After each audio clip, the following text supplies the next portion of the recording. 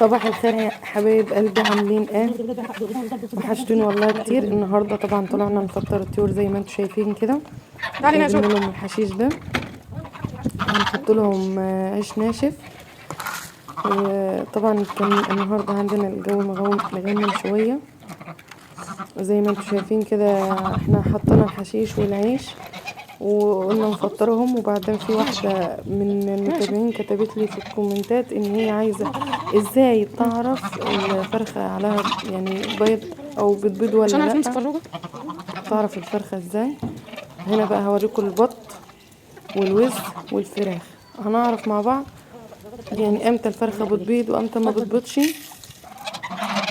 اوريكم هنا طبعا حط لهم العيش وذرة اللي هي الشامي. ذرة جوتي كانت بتديني بسكوت وبتدي هنا بقى بنحاول ندخلهم، مش عارفين بنحاول ندخلهم علشان بيجم طبعا ماشي. هنا مش هنعرف نمسكهم طبعا زي ما انتم شايفين، ما شاء الله المكان واسع وبيجروا. هنا بقى ايه، هنحاول نمسك البطه اللي ما فيش اللي هي دي الاول، اللي هي البطه البلدي دي. طبعا هي ولادها اللي انا بوريهم لكم في الفيديوهات. شايفين يا جماعه والله الغربه دي اللي نزل دلوقتي ده غراب، فمش عارفين بصراحه بينزلوا ياكلوا اكل الطيور.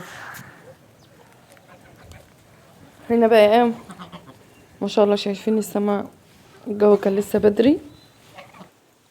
هنا شايفين بقى، هنا هتوريكم دي امي اللي هي حماتي معايا في البيت يعني.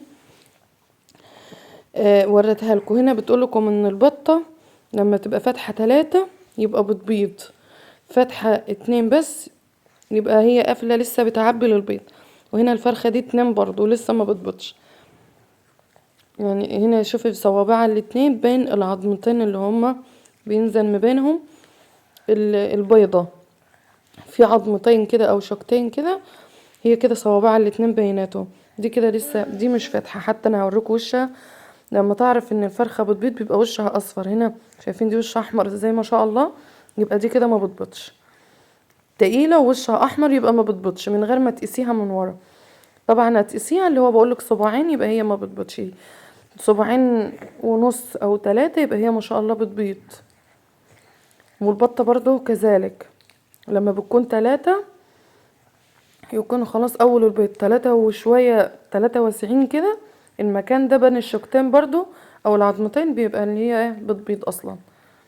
شايفين بقى ما شاء الله عكس الوز بقى، يعني الوز 2 او 3 يبقى خلاص على قربت 2 يبقى هي اصلا مش وقت البيض خالص.